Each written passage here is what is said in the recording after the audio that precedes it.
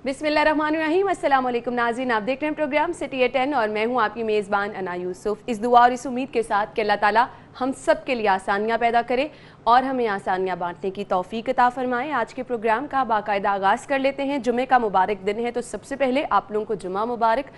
आज का दिन तमाम दिनों से मुबारक इसलिए है कि आज के दिन की जो फ़यूज़ बरक़ात है उससे किसी सूरत इनकार नहीं किया जा सकता। आप भी सभी लोगों को पता है, तो रिक्वेस्ट ये है कि ज़रूर आज के दिन जो है वो कहा जाता है कि नमाज का अगर ख़ास तौर पर एहतमाम किया जाए तो वो जो नियत आप करते हैं उस नियत का भी आपको सवाब होता है। तो ज़रूर इन चीज़ों का एहतमाम कीजिए, ये बहुत ज़रूरी है।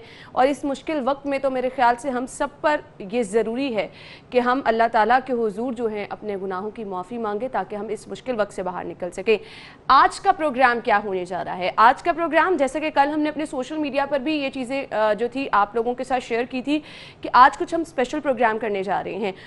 ख़बरें हम हर रोज़ डिस्कस करते हैं, मसाइल हर रोज़ डिस्कस करते हैं, लेकिन कोशिश ये होती है कि कहीं ना कहीं आपके वो मसाइल सामने लेकर आएँ जिसकी वजह से आप एक्चुअली परेशान हैं। तो आज हमने वो मसला पकड़ा है जिसकी वजह से तमाम लोग परेशान हैं। पूरी दुनिया में हम देख रहे हैं कि इस पेंडेमिक की वजह से जहाँ पर हालात बहुत ज़्यादा ख़राब रहे, वहीं एक बड़ा मसला जिसने हम सभी को मुतासिर किया है वो है महंगाई।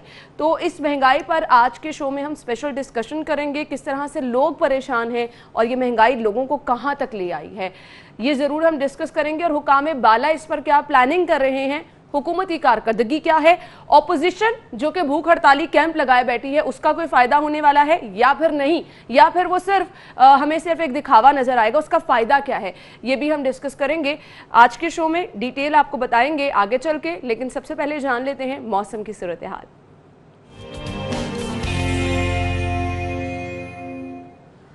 जी, तो वेदर अपडेट्स क्या हैं, जुनेद ने हमें ज्वाइन किया है। जुनेद बताइए आज मौसम कैसा रहेगा?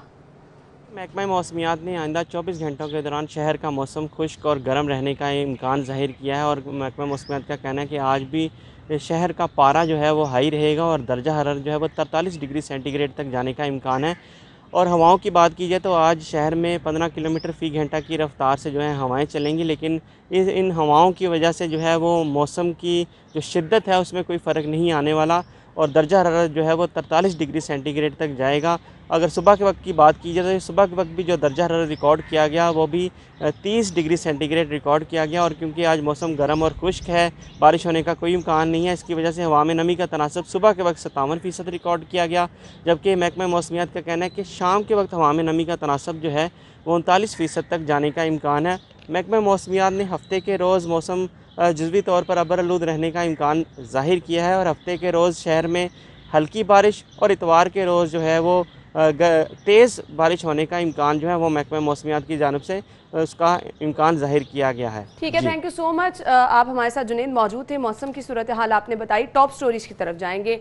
आज की लीड स्टोरी क्या है, मैं सबसे पहले आपको वो बताऊंगी। जी, हमारे पास लीड स्टोरी है, बुज़दार हुकूमत आदाद शुमार की हेरा फेरी में लग गई है। सरकारी रेट बढ़ाकर आटा सस्ता करने का अनोखा दावा कर दिया।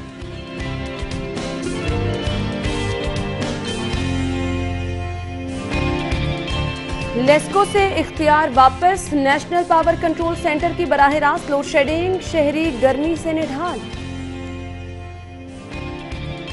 शोर मचाने वाले अनासर पीछे रह गए, अवामी नुमाइंदों की इज्जत में कमी नहीं आने देंगे वज़ीर आला उस्मान बुज़दार। कोरोना के 1085 नए केस, 4 अफराद जान बहक।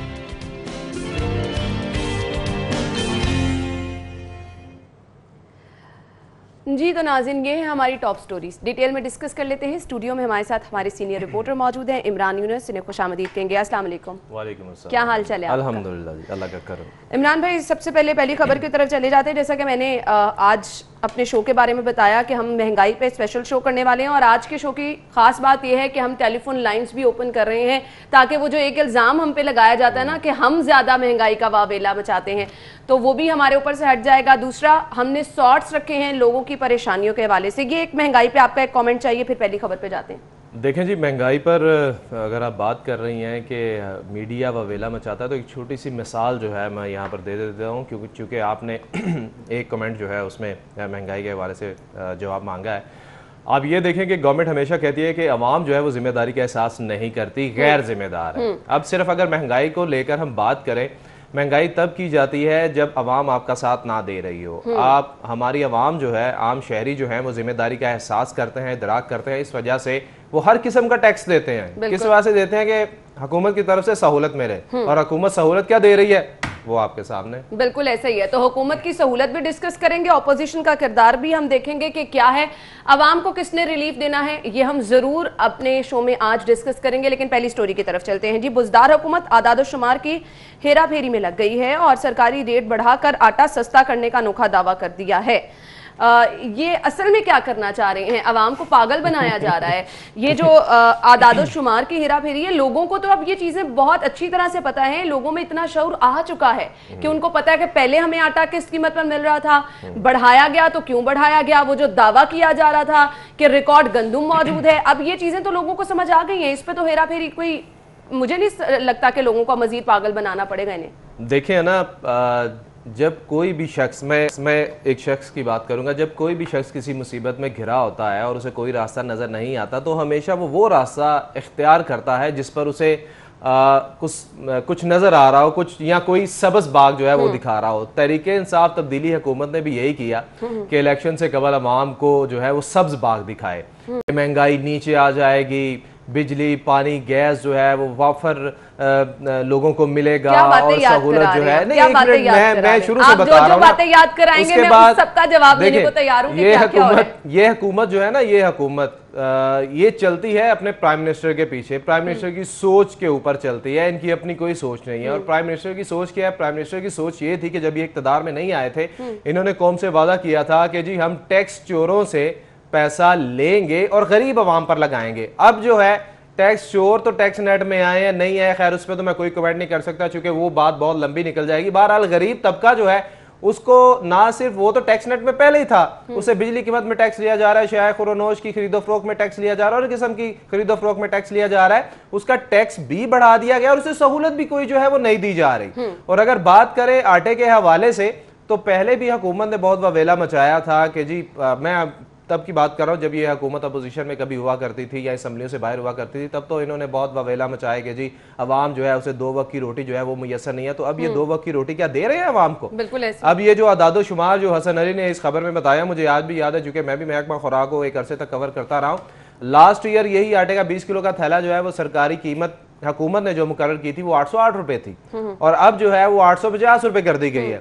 हालांकि जब भी हुकूमत करती क्या है, देखती है जी मार्केट में आटा नहीं है, फिर ये क्या करते हैं, फिर फ्लोर मिलों को दबाकर फिर सस्ते ट्रक जो है वो गली मोहल्लों में, सड़कों पर, चौराहों पर लगा दिए जाते हैं, जहां पर लिख दिया जाता है कि जी यहाँ 20-30 रुपए फी थैला जो है वो आपको कम मिलेगा, ताकि अपनी भी शोशा होती रहे और बाकी मार्केटों में भी सूरत-ए-हाल जो है वो वैसी की वैसी रहती है। बिल्कुल ऐसा ही है। अब यहाँ पर यह भी कहा जा रहा है कि जितने भी ये चेयरमैन फ्लोर मिल है उनकी जानिब से कहा गया है कि हुकूमत फ्लोर मिल्स की मुशावरत से कीमत मुकर्रर करे।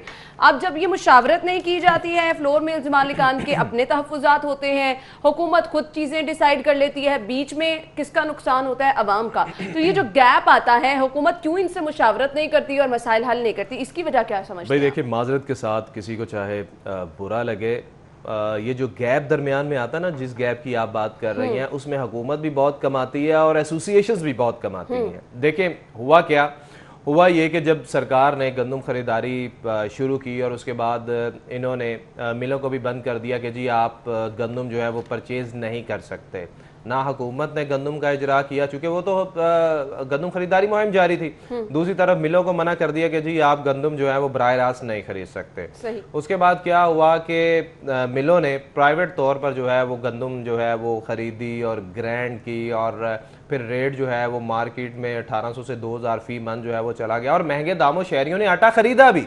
ये हमने खुद दिखाया कि कहीं पर ब्लैक में मिल रहा है, कहीं पर मिल ही नहीं रहा और जहाँ पर मिल रहा है बहुत ज़्यादा मिल रहा है।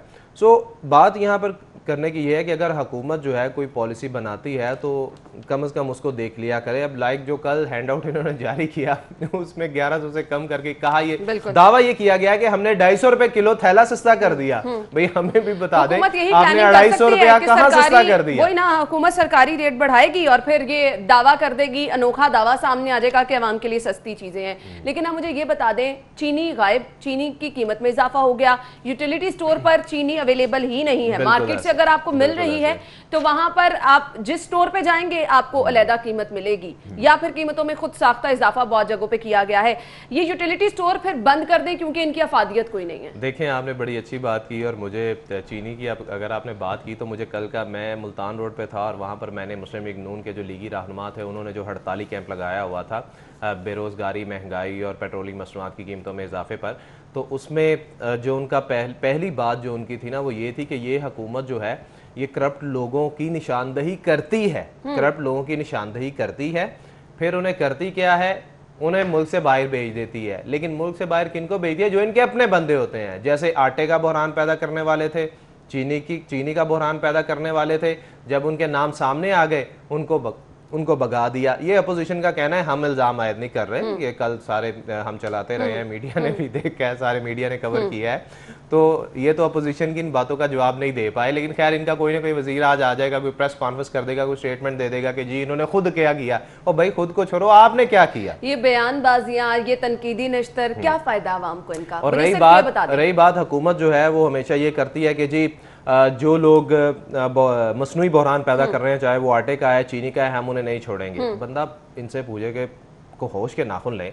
आपके अपने यूटिलिटी स्टोर तो आपके अपने हैं, बिल्कुल ऐसे ही। लिटरली आप चले जाएं, आपको मैं वजीर सनत के इलाके की बात करता हूं कि जिनका बड़ा इसमें रोल है इंडस्ट्री के हवाले से, एक्टिव भी रहते हैं अपने इलाके में। उनके इलाके में जो यूटिलिटी स्टोर हैं, आप यकीन जाने वहां पर भी चीनी अवेलेबल नहीं है। मैं आटे की बात नहीं करता, चीनी अवेलेबल नहीं है, चीनी आपको नहीं मिलेगी। खैर आटे की भी बातें हम सुनते रहते हैं, रोज कवरेज भी होती है, लोग करते भी है, लेकिन जो मैंने आंखों देखी बात की है मैं वो करूंगा कि उनके अपने यूटिलिटी स्टोर पर चीनी नहीं है। जब आप अपने सरकारी यूटिलिटी स्टोर्स पर चीनी की अवेलेबिलिटी यकीनी नहीं बना सकते तो फिर आप मार्केट में या ताजिरों के पीछे क्यों पड़ रहे हैं? कि क्योंकि आप वजीर सनत की बात कर रहे हैं, खासे एक्टिव भी हमने उनको देखा है, तो अपने इलाके में भी खासे एक्टिव रहे हैं। अब से कुछ देर पहले हम देखें खुली कचहरियां वगैरह लगाते रहे। तो अगर वहां पर ये हालात हैं तो बाकी शहर के हालात क्या होंगे वो आप लोग बेहतर तरीके से समझ सकते हैं। ब्रेक के बाद आपको दोबारा ज्वाइन करेंगे, हमारे साथ रहिएगा।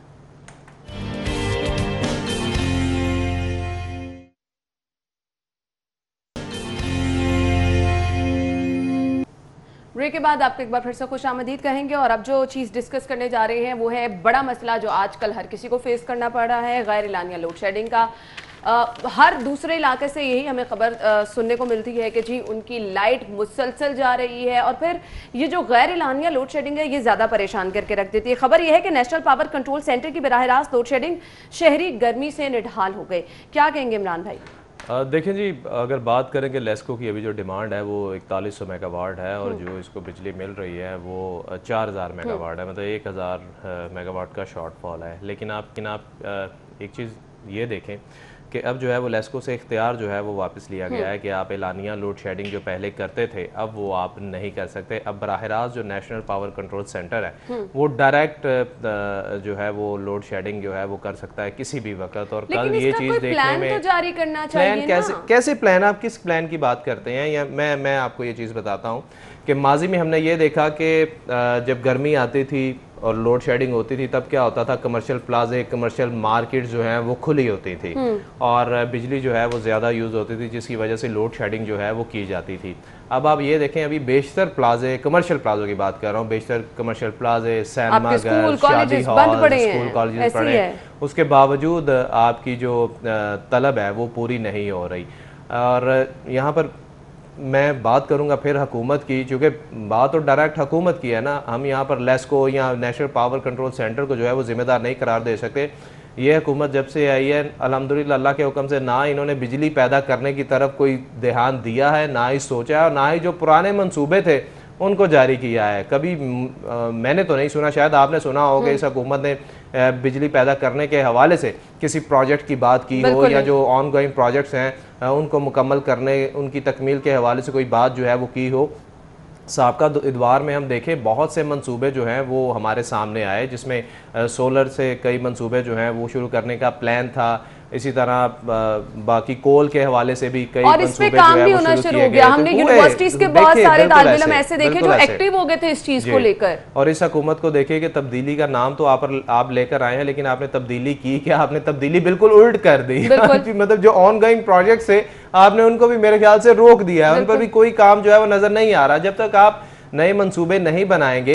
आपने कहा था कि हमारी प्रायोरिटीज जो है वो तालीम और सेहत है। तालीम और सेहत का जो हाल है वो भी अब सबके सामने है कि हुकूमत जो है वो कहाँ कहाँ घुटने जो है वो टेक रही है। और अब जो है महंगाई का मैं माफिया का नाम दूंगा, क्योंकि आप हमेशा अगर तालीम के हवाले से बात करें तो आप प्राइवेट स्कूल एसोसिएशन को माफिया का नाम देते हैं, और अगर मैं महंगाई के हवाले से बात करूं तो महंगाई करने वाला जो माफिया है आपने उसके आगे भी घुटने टेके हुए हैं। चाहे वो पेट्रोलियम मसनूआत की कीमतों में कमी या इजाफे के हवाले से बात हो या शेख और नोश के हवाले से बात हो, आप बिल्कुल बेबस दिखाई दे रहे हैं। आप इन दो तालीम और सेहत को बेहतर नहीं कर पाए तो फिर इलेक्ट्रिसिटी के हवाले से फिर हम क्या उम्मीदें खैर मुझे तो आगे हालात जो हैं वो ज्यादा बुरे होते नजर आ रहे हैं। हम खुद मुतासिरीन में शामिल हैं। अभी तो प्लाजे खुलने हैं, अभी तो कमर्शियल मार्केट्स खुलनी है, शादी हॉल खुलने हैं, स्कूल कॉलेजेस खुलने हैं, फिर देखिएगा। बिल्कुल ऐसा ही है। शाहिद सिप्रा साहब ने हमें ज्वाइन किया है, बहुत बहुत शुक्रिया शाहिद सिप्रा साहब। ये लेस्को से इख्तियार वापस ले लिया गया है और नेशनल पावर कंट्रोल सेंटर अब बराह रास्त लोड शेडिंग करेगा।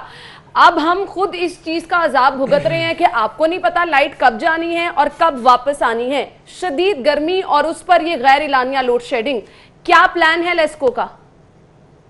देखिए, लेस्को को जो प्लान दिया गया उसके मुताबिक लाहौर को लोड शेडिंग से मुस्तस्ना करार दिया गया था, लेकिन गुज़श्ता रोज की बात की जाए या रात के औकात में बिजली की जो गैर एलानिया लोड शेडिंग होती रही, उसका बराह रास्त जो ताल्लुक है वो national transmission and dispatch company से है कि सरफराज नगर से एक 220 की ट्रांसमिशन लाइन लाहौर के लिए खींची गई, जिसको गाजी ग्रिड स्टेशन से मिलाया गया। लेकिन 6 माह कबल ये ऑपरेशनल होने वाली जो लाइन है इसमें टेक्निकल फॉल्ट आया रात को, और उसकी वजह से लाहौर के मुतअद्दिद ग्रिड स्टेशन मुतासिर हुए और गैर एलानिया लोड शेडिंग होती रही।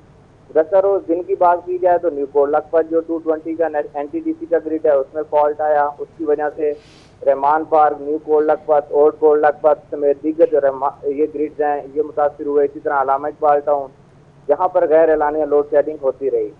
अब क्या हुआ कि कल जब पैदावार और डिमांड में फर्क हुआ तो उसके बाद लेस्को को सिर्फ 11 kV फीडर पर लोड शेडिंग की इजाजत है।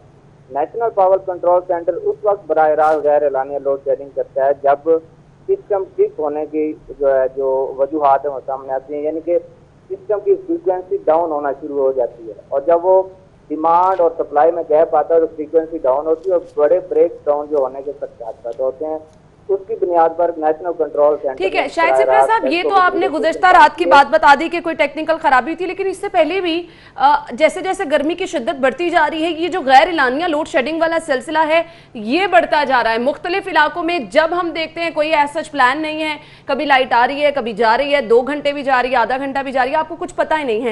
तो अगर अब तलब और रसद का फर्क आ रहा है तो क्यों कोई प्लान नहीं बनाया जाता कि लोगों को पता हो कि उनको इस प्लान के मुताबिक जो है लोड शेडिंग का सामना रहेगा? जी बिल्कुल, जिस तरह गर्मी की शिद्दत है इसी तरह तलब में भी इजाफा हो रहा है, और लेस्को उस वक्त इसको बैलेंस कर सकेगी जब उनको डिमांड के मुताबिक सप्लाई मिलेगी। इस वक्त ये सूरत हाल है कि आपके पूरे मुल्क में जो डिमांड है वो बढ़ रही है, उसके बाद जो पैदावार है वो कम हो रही है, जिसकी बुनियाद पर ये सारे मामला चल रहे हैं। आपने रात का ठीक बात की कि टेक्निकल फॉल्ट था, लेकिन गुज़श्ता रोज की यानी कि जुमेरात के दिन की बात की जाए तो दिन में जो गैर एलानिया लोड शेडिंग होती रही है वो आपकी डिमांड और सप्लाई में जो गैप आया उसकी बुनियाद पर होती रही है।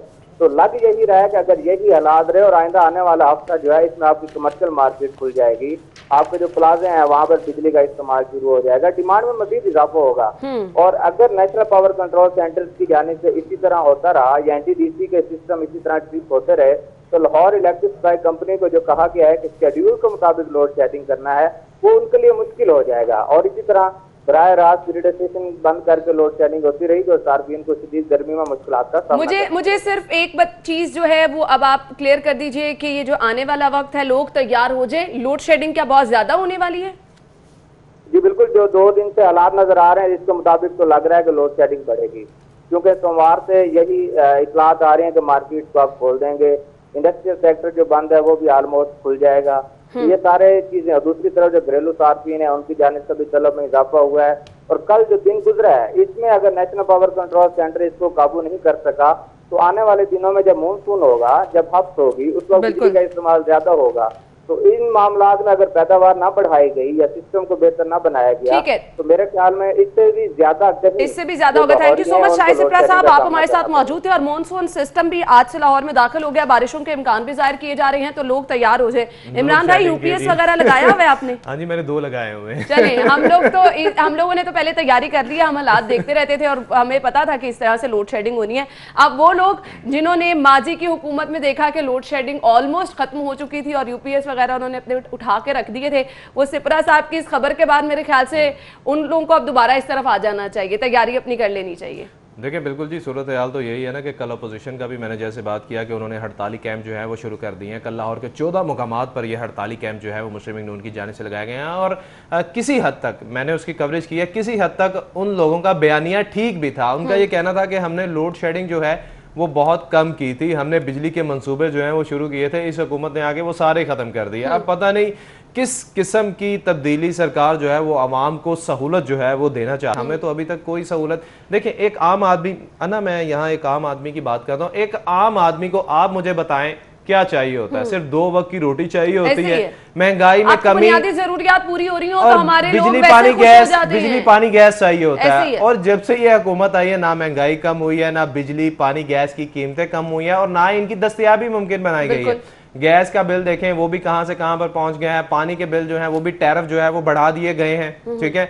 और उसके बाद अगर रही से 1000 बिजली की है तो बिजली की सूरत हाल वो आपके सामने सबने झेला है इस चीज को कि जितनी गैर एलानिया लोड शेडिंग जो है वो हो रही है, कोई भी नया मंसूबा इन्होंने बिजली पैदा करने के हवाले से नहीं बनाया, कोई भी बेहतरी की उम्मीद जो है वो नहीं नजर आ रही। आप नए मंसूबों की बात कर रहे हैं, पिछले जितने मंसूबे हैं उन पे पानी फेर दिया गया है। खैर, लोड शेडिंग भी होगी, जैसा कि सिप्रा साहब ने कहा, बिल भी ज्यादा आएंगे, अब इसके लिए आप तैयार हो जाइए। हम गुफ्तगू का सिलसिला आगे बढ़ाएंगे। अभी एक अहम खबर आप ब्रेक के बाद आपको खुशामदीद कहेंगे और वजीर आला पंजाब सरदार उस्मान बुज़दार ये कह रहे हैं कि शोर मचाने वाले अनासर पीछे रह गए हैं, अवामी नुमाइंदों की इज्जत में कमी नहीं आने देंगे। क्या कहेंगे इमरान भाई इस बयान पर?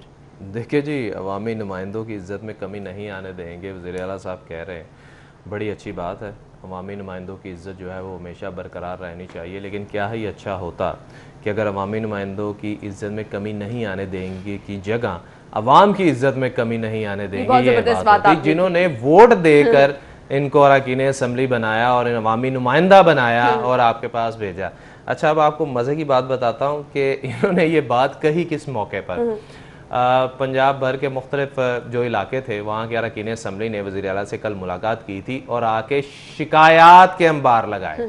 शिकायत जो थी वो सिर्फ इलाकाई मसाइल, जिनमें सड़कों की तामीर थी, बिजली, गैस और पानी के मंसूबे थे, तरक्याती कामों के मसाइल जो हैं वो लेकर वज़ीर आला के पास गए कि देखें जी हमारे इलाके में ये काम नहीं हो रहा, अवाम हमारे पीछे पड़ी हुई है, अवाम हमारे पीछे पड़ी हुई है, हमें जो है वो तरक्याती काम कराने पड़ेंगे। देखें एक आम आदमी वोट क्यों देता? ऑब्वियसली गली के अपने इलाके के मसले मसाइल के लिए तरजीह होती है कि मेरे इलाकाई मसाइल हल हो जाए, पक्की गलियां बन जाएं, सड़कें बन जाएं, लेकिन स्ट्रीट लाइट जो है ये बन जाए।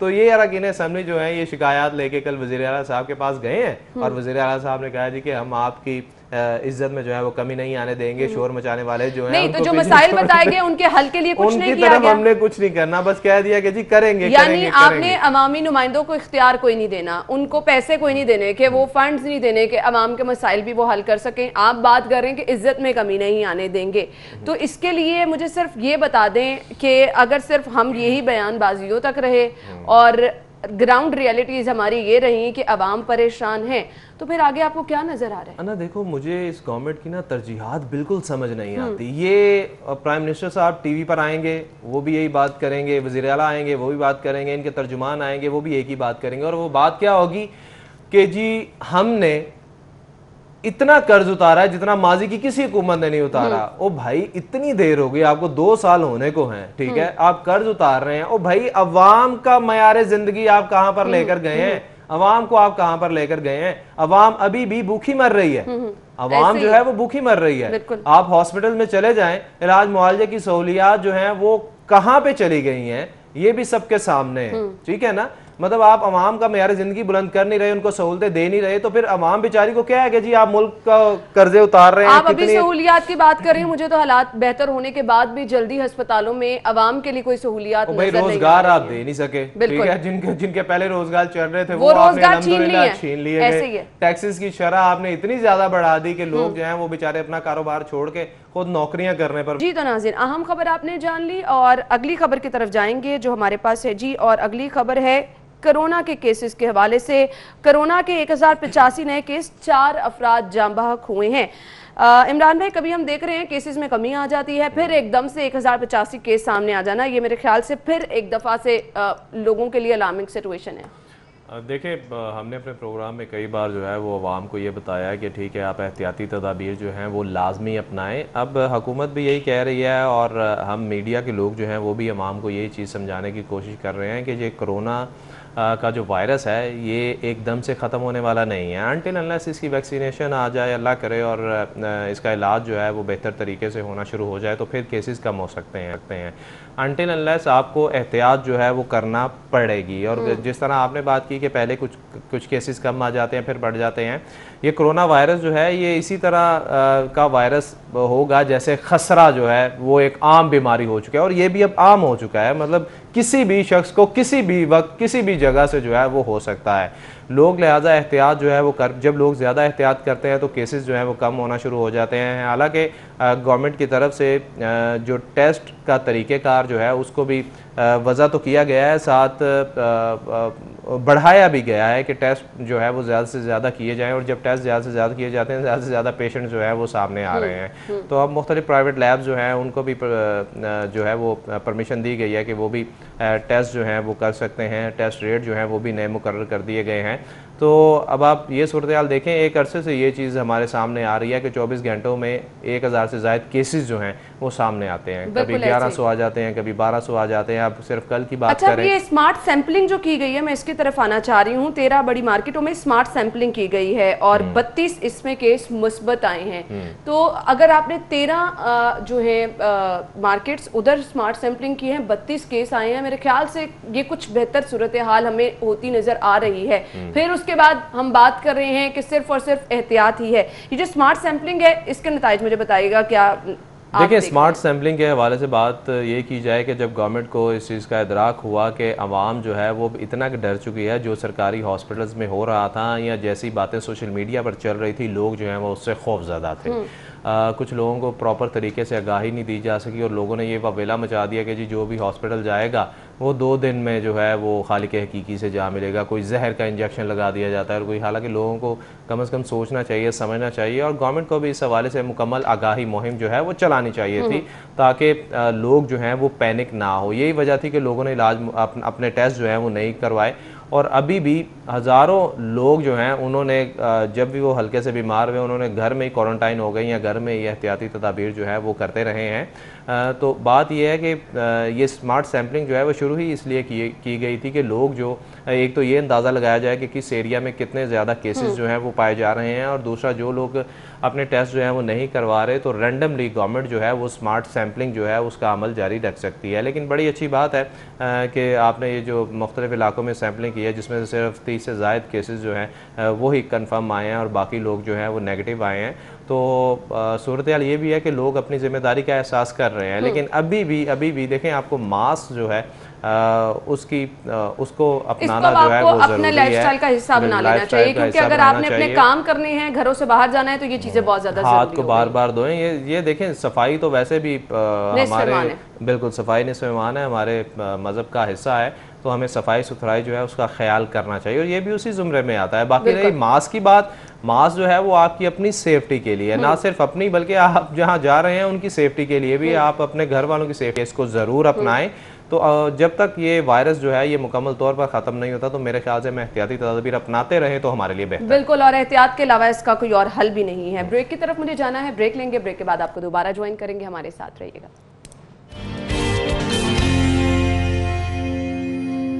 ब्रेक के बाद प्रोग्राम में आपको खुशामदीद कहेंगे। अगली खबर हमारे पास है। जून में PIA के 49 मुलाजमीन बरतरफ, 25 के खिलाफ जाली डिग्री और 21 के खिलाफ गैर हाजिरी पर कार्रवाई की गई। इंतजामिया के मुताबिक कहा गया है।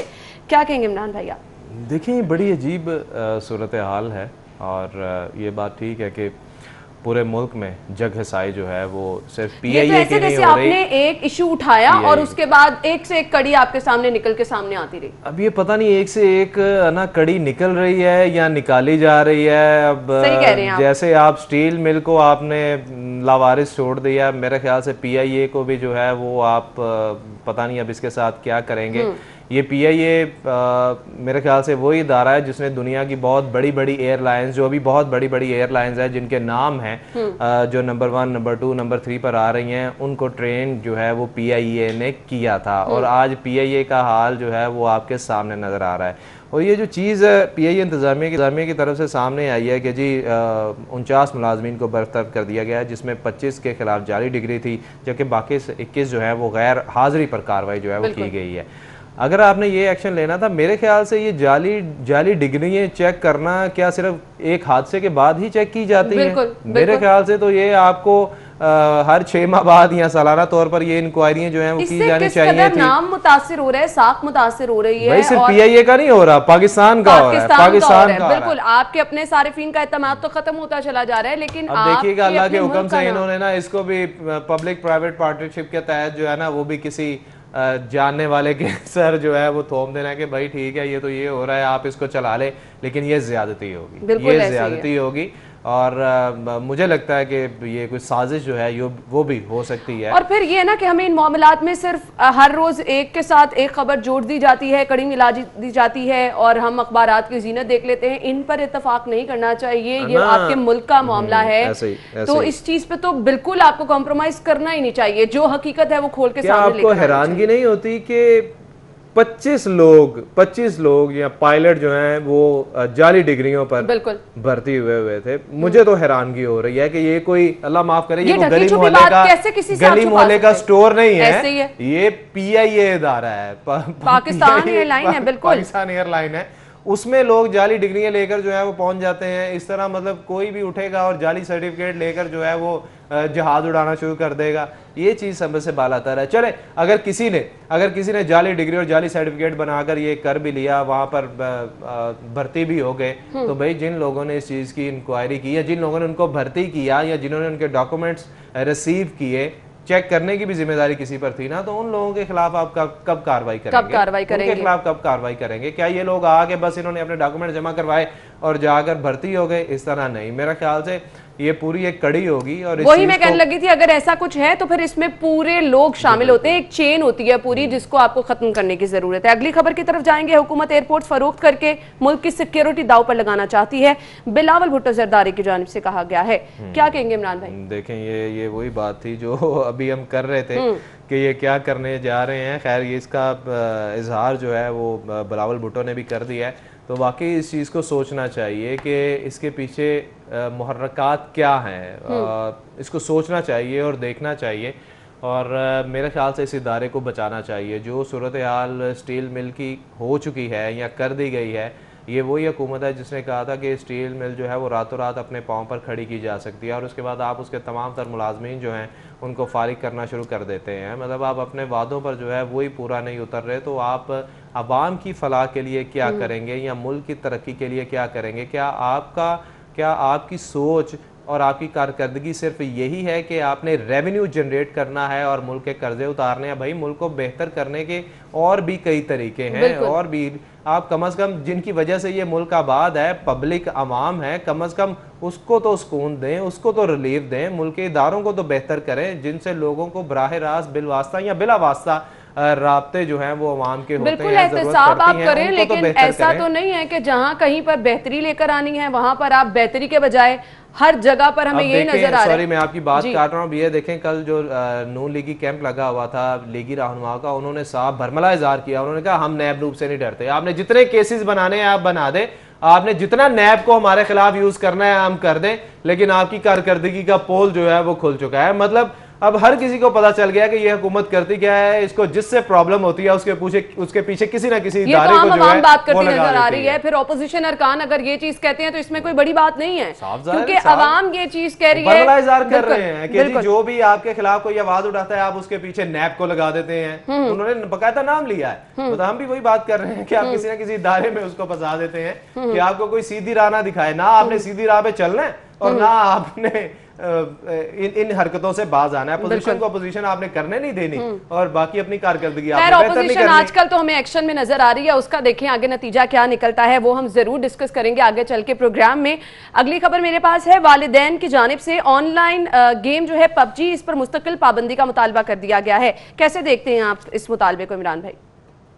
अब देखें, गेम्स तो ऐसी काफ़ी हैं, अब काफ़ी लोग जो हैं वो इससे जुड़े हुए थे और स्पेशली कोरोना के हवाले से बात की जाए, जब लोग अपने घरों में मौजूद थे तो इवन अब ऐसी तो हम ही ये भी बात देख रहे हैं, कुछ नौजवान ऐसे मैदान में आए जिनका ये कहना है कि ये हमारा सोर्स ऑफ इनकम था, तो अब वो क्या करेंगे, तो इसके लिए कुछ दरमियानी रास्ता वो कह रहे हैं निकालें।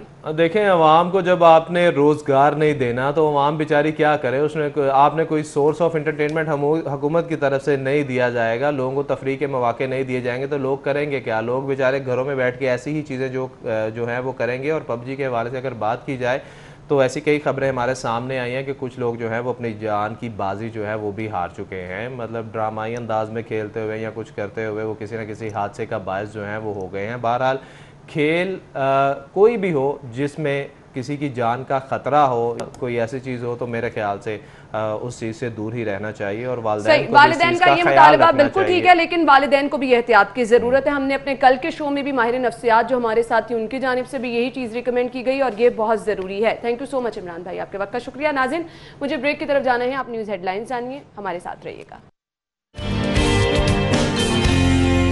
करने वाले हैं, जैसे कि कल से ही आपसे शेयर कर रहे थे, एक बहुत बड़ा मसला जिसको अवाम आजकल फेस कर रही है और ये मसला हमें कहीं अब खत्म होता नजर नहीं आ रहा। क्यों बार बार ये कहा जा रहा है कि अब इसके साथ ही हमें जीना पड़ेगा? ये अगर हम बात करें पाकिस्तान तहरीके इंसाफ के जितने भी तर्जुमान हैं, जितने भी रहनुमा हैं, वो बका की जंग इसको कह रहे हैं, या माफिया जीतेगा या फिर हुकूमत जो है वो कहती है जी हम घुटने टेकने को तैयार नहीं है। असल में हो क्या रहा है? अवाम इस तमाम तर जंग में किधर जाएंगे जो अभी भी इस महंगाई की चक्की में पिसते चले जा रहे हैं? खैर, उम्मीद की किरण जो नजर आई है वहां से आगाज कर लेते हैं। उम्मीद की किरण ये थी कि ऑपोजिशन की जानिब से अब एहतजाज जो है वो किया जा रहा है, अवाम की आवाज ऑपोजिशन बनी है। किस तरह से, पहले आपको वो दिखाते हैं। आज लोग पेट्रोल की वजह से जो महंगाई की सुनामी आएगी उसके लिए घरों से निकले हैं और डरे इमरान खान उस वक्त से जब ये लोग तमाम बंदिशों को तोड़ते हुए निकलेंगे और बनी गाला की तरफ अटैक करेंगे। हम सब एहतजाज करते हैं और ये जो बजट आया है इसको नामंजूर करते हैं और हमारा पुरजोर इतराज के पेट्रोल की कीमत को वापस लिया जाए। इमरान खान ने पेट्रोल पंप कराया अवाम पे और अवाम की जेबों से बिला वजह जो रोज़ाना की बेस पे करोड़ों रुपया निकाला जा रहा है, हम उसकी मजम्मत करते हैं और फौरी तौर पे मुतालबा करते हैं कि बैन अल-अक़वामी जो मार्केट है उसके मुताबिक तेल की कीमतें जो हैं उनको वापस लाया जाए। यहाँ पे जो चीनी चोर, आटा चोर हैं, कोरोना में तमाम फ़्लाइट्स बंद थी लेकिन इसके बावजूद जहांगीर तरीन को लंदन जाने की इजाज़त दी गई। तो मैं समझता हूँ एहतसाब के नाम पे सिर्फ और सिर्फ पाकिस्तान मुस्लिम लीग नून को निशाना बनाया जा रहा है और सिर्फ मुस्लिम लीग नून। जी, तो आवाम की एक आवाज़ आपने सुनी। आवाम जहां पर परेशान है महंगाई से, वहां पर पाकिस्तान मुस्लिम लीग नून की जानिब से ये एहतजाजी कैंप लगाया गया जिसमें पेट्रोलियम मसनूआत की कीमतों में कमी का मुतालबा किया गया और जो महंगाई है इसमें कमी लाई जाए, ये मुतालबा किया गया है। तो ये मुतालबा जो है इसका आगे चल के क्या जो है हमें मुस्तकबिल नज़र आ रहा है, आवाम को इससे रिलीफ मिलने वाला है या नहीं, पाकिस्तान मुस्लिम लीग नून आवाम की आवाज़ किस तरह से बनी रहेगी, इस पर हम बात करेंगे। हमारे साथ पाकिस्तान मुस्लिम लीग नून के सीनियर रहनुमा ख्वाजा इमरान अजीज साहब मौजूद है, उन्हें खुश आमदीद कहेंगे। अस्सलाम वालेकुम ख्वाजा साहब, क्या हाल चाल है आपका? ख्वाजा साहब, मैं तो इस एहतजाजी कैंप के बाद ये कहूंगी कि देर आयत दुरुस्त आयत, भरपूर एहतजाज 14 जगहों पर कल ये एहतजाजी कैंप लगाए गए। अवाम ने शुक्र अदा किया है कि ऑपोजिशन उन्हें मंजर पर नजर आई है, क्या कहेंगे आप? अब इस पैमाने में देखें है ना, जहाँ तक बाहर निकलने का ताल्लुक है, तो जब ये सिलेक्टेड हुकूमत आई है तो उसके फ़ौरन बाद अगर हम बाहर निकल आते तो हम पे उनके चाहने वाले, जो आपको पता उस वक्त बेशुमार लोगों की आंखें बंद हुई थी, कोई तब्दीली चाहता था, कोई इनकलाब चाहता था, कोई मसीहा कह के नए पाकिस्तान की बात करता था, तो लोगों का एतराज़ आना था कि जनाब इमरान खान को तो आप टाइम ही नहीं दे रहे, आप फ़ौरन ही बाहर आ गए हैं। तो हमने उसको अच्छा वक्त दिया है कि भाई जो तुम कर सकते हो सब कुछ तुम्हारे साथ है, सारी चीज़ें तुम्हारी सपोर्ट में हैं, जो तुम डिलीवर कर सकते हो, जो तुमने 100 दिन के वादे किए वो भी पूरे करो, जो तुमने 90 दिन के छोड़ के 190 दिन के वादे किए वो भी पूरे करो। लेकिन अल्हम्दुलिल्लाह अवाम ने देखा कि इमरान नियाजी साहब ने हर उस बात से यूटर्न लिया जो खुद वो कहा करते थे। वो कहते थे जब डॉलर ऊपर जाता है समझो हुक्मरान चोर हैं, रोज सुनाते थे वो रस्तू जो है असद उमर साहब कि आज पाकिस्तान के कर्जों में इतना इजाफा हो गया और जो पाकिस्तानी बच्चे हैं उनके ऊपर इतना ज़्यादा कर्ज जो है आज बढ़ गया। आज वो रस्तू क्यों खामोश है? आज वो क्यों नहीं बताता कि हमने 43,000 बिलियन डॉलर कर्जा पहुंचा दिया है? वो जिन 30 साल वालों को हम रोते हैं, ये लोग रोते हैं रोज, उन 30 सालों वालों ने 30 साल में इतना कर्जा नहीं लिया जितना इन्होंने 2 साल में ले लिया है। और उन 30 साल वालों ने, जिसमें हमारे भी 7-8 साल शामिल हैं, हमने 11,000 मेगावाट के प्रोजेक्ट्स लगाए, हमने ग्वादर बनाया, हमने मोटरवेज बनाई, हमने इस मुल्क में मेगा प्रोजेक्ट्स का जाल बिछाया, हमने बच्चों को लैपटॉप दिए, हमने लोगों को वजीफे दिए, हमने हेल्थ में अद्वियात प्रोवाइड करने की कोशिश की, हर शहर में सिटी स्कैन लगाया। इन 2 साल वालों ने जो कर्जा रिकॉर्ड ले लिया है, इनका कोई एक प्रोजेक्ट, कोई एक सिंगल प्रोजेक्ट मुझे बताएं कि ये मेगा प्रोजेक्ट है जनाब, ये इमरान खान नियाजी साहब ने लगा लिया है या ये इन्होंने काम कर लिया। वो डैम वाले बाबा जी भी पैसे लेकर 9-11 हो गए हैं और पता नहीं वो पैसे कहाँ गए हैं। तो अब वक्त आ गया है कि इस तमाशे को अब बंद हो जाना चाहिए। बहुत बर्दाश्त कर लिया, बहुत देख लिया। आज भी वो लोग जो कहते हैं कि जनाब आपने 30 साल लिए, इमरान खान को वक्त दें, तो वो कहते हैं कि देख का जो एक दाना होता है ना, उसे पता चल जाता है। तो पता चल गया कि ये सारी देग ही नौसरबाजों की है और सब फ्रॉडी इकट्ठे हुए हैं। अभी जो पेट्रोल के अंदर आप देखें 2 माह पहले, आप सबको पता है कि पूरी दुनिया में तेल को मुफ्त लेने को तैयार कोई नहीं था, हरुल पड़ी हुई थी तेल की। और हमारे यहाँ आलम क्या हुआ है कि इकट्ठा ही जनाब आपने पहले जब आप सस्ता किया, बड़ा आपने तमाशा लगाया कि जनाब हमने बहुत मसीहाई किया, पेट्रोल सस्ता कर दिया, मोटरसाइकिल वाले मोटरसाइकिल वाले रुल गए, गाड़ियों वालों को 500 का पेट्रोल मिलता था, कहीं नहीं मिलता था। लोग बेचारे, एक मुझे आपके चैनल की खबर थी कि एक बंदे ने नई मोटरसाइकिल ली और बेचारा पैदल लेके जा रहा था कि पेट्रोल नहीं है। तो वो मसीहाई जो की थी वो सबको नजर आई। और फिर जो ये डाका मारा कि 300 अरब का डाका ये पड़ा है, मैं आपको बताऊं 300 अरब रुपए का, कि आपने तारीख में पहली मरतबा 1 तारीख का इंतजार किए बगैर आपने पेट्रोल की कीमतें 26 रुपए का इजाफा, जो कभी भी नहीं हुआ, हिस्ट्री में कभी नहीं हुआ। और ऐसे वक्त में कि जब इंटरनेशनल मार्केट में तेल की कीमतें जो है वो कम हो रही है और आप मुल्क में जो है वो। अच्छा ख्वाजा साहब, इस चीज को अगर बात की जाए ना तो इसको रिलेट कर दिया जाता है कि आप कैसी बात कर रही हैं, माजी में तो इससे ज्यादा कीमतें थी। मैं आपको चैलेंज करके कहता हूं, फिगर्स का कोई भी चैंपियन आ जाए, 26 रुपए इजाफा एट वंस तारीख में पाकिस्तान की हिस्ट्री में कभी नहीं हुआ जो इन लोगों ने किया है। और जो माजी की कीमतों की बात करते हैं, आप नवाज शरीफ साहब के दौर की आलमी मार्केट की तेल की कीमतें और इमरान नियाजी के दौर की आलमी मार्केट की कीमतें कंपैरिजन कर लें, नवाज शरीफ साहब के दौर में कीमतें ज्यादा थी और इनके दौर में जो है वो इंटरनेशनल मार्केट में सस्ता है और पाकिस्तान में महंगा है। और जबकि नवाज शरीफ के दौर में आलमी मंडी में पेट्रोल महंगा था लेकिन पाकिस्तान में उस हिसाब से महंगा नहीं किया। सिंपल सी बात है, जो इनका लेविस टैक्स होता है वो 15% था, ठीक है, इन्होंने 30% कर दिया। जो टैक्स को चोरी कहते थे, जो इस टैक्स को अवाम पर जुल्म कहते थे, असद उमर साहब आपको याद होगा कि जनाब ये तो पेट्रोल 40 रुपए लीटर मिलना चाहिए, उन्होंने आके उसको डबल कर दिया।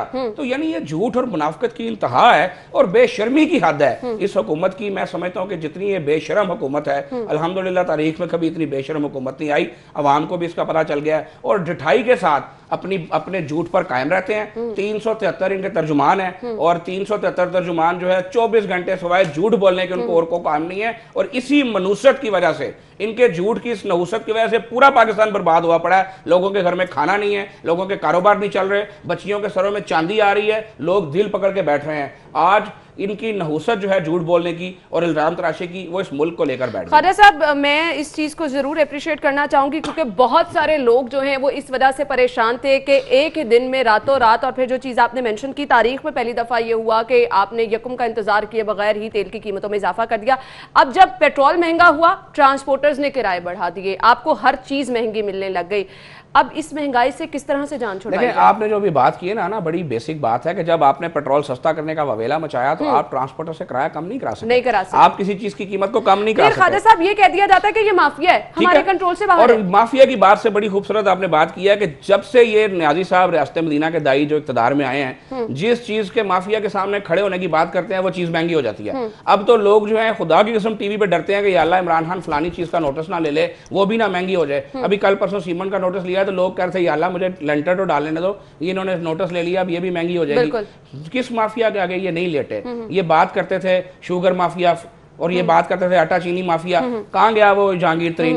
रेड कारपेट प्रोटोकॉल देकर इन्होंने जहांगीर तरीन को, पूरे पाकिस्तान मुल्क दुनिया में फ्लाइट्स बंद थी, इन्होंने स्पेशल प्लेन से उसको जहाज भेजा। ठीक है, मियां नवाज शरीफ साहब पर बातें करने वाले कि जिनको डॉक्टर्स ने बाहर भेजा कि जी वो तो कॉफी पी रहा है, वो तो फलाना कर रहा है। जहांगीर तरीन साहब कौन सा इलाज कराने गए हैं? बताए ना आप, शहजाद अकबर साहब के मुंह पे ताला क्यों लग गया है? अब बाकी लोग जो आके पाँ करते हैं टीवी पे, उनके मुंह पे ताले क्यों लगे हुए हैं? बड़ा इन्होंने दावा किया था, और वो शुगर माफिया वाली रिपोर्ट भी झूठ का पलंदा थी। इशू था कि आपके मुल्क में जब चीनी की किल्लत हो उस वक्त चीनी बाहर नहीं जानी चाहिए। इन्होंने उसको सब्सिडी के साथ रिलेट करके तमाशा लगा के बड़े टेक्निकल अंदाज से दोबारा पिछली हुकूमतों पर डाल दिया। मैं तो अभी असेंबली में 2 दिन पहले कहा है कि कोरोना के ऊपर शुक्र है कोई कमीशन नहीं बन गया, अगर बन जाता और वाजिद ज़िया टाइप बंदा जो है वो उसका हेड होता तो कोरोना का मुद्दा भी साढ़े पे आ जाना। बिल्कुल, कोरोना भी नून लीग की वजह से आया। बिल्कुल आपने सही कहा। हमारी आज की लीड स्टोरी में आपसे जरूर डिस्कस करना चाहूंगी, और आज की इस खबर के मुताबिक सरकारी रेट बढ़ाकर आटा सस्ता करने का अनोखा दावा किया जा रहा है। देखिए हाजिर साहब, ये लोगों को क्यों पागल बनाया जा रहा है? आप एक तरफ दावा कर रहे हैं, रिकॉर्ड गंदुम आपके पास इजाफा है। ये ऐसे ही है कि जैसे आप ये कहें ना कि जिन्होंने जो बजट पेश किया है, इन्होंने बहुत उसकी तारीफें की हैं कि जनाब हमने कोई टैक्स नहीं लगाया, हमने रिलीफ दे दिया और फलाना कर दिया और ये कर दिया। जब आपने टैक्स ही नहीं लगाया, आपकी आमदनी बढ़ी नहीं, आप तो फिर आपने बजट आप कैसे बढ़ा सकते हैं? जब आपके पास पैसे नहीं आएंगे, वो जो एक बड़ा मशहूर फिक्र है कि ना नोमन तेल होगा ना राधा नाचेगी, तो ये अवाम को बेवकूफ बना ले। मैंने इसलिए इनको कल से नौसरबाज कहना शुरू कर दिया। ये नौसरबाज हुकूमत है, ये अवाम को लूटने आई है और ये मुख्तलिफ हीलों बहानों से अवाम को लूट रही है। और ये मैं आपको बता दूं कि जो भी ये स्टेप लेंगे, इसका रिजल्ट एंड में अवाम की जेब पर डाके की सूरत में निकलेगा, क्योंकि इनकी नीयत ही शुरू से जो है वो ये है कि अवाम बड़ी अमीर है, से पैसे निकलवाओ, उससे टैक्स निकलवाओ। खुद ये क्या देते हैं, कितना टैक्स देते हैं? इनके वालिद साहब तो एक एक्सियन थे, नवाज शरीफ का बाप तो एक इंडस्ट्रियलिस्ट था ना, जिसने 50 करोड़ रुपया शौकत खानम के लिए 1985 में चंदा दिया था। जिस बंदे के पास 1985 में जब वो सियासत में अभी आया ही था 50 करोड़ चंदा देने के लिए था, उसके पास कोई उसके अलावा भी कोई 5-7 अरब तो मौजूद होगा ना कम से कम। तो इनके वालिद साहब तो एक्सियन थे।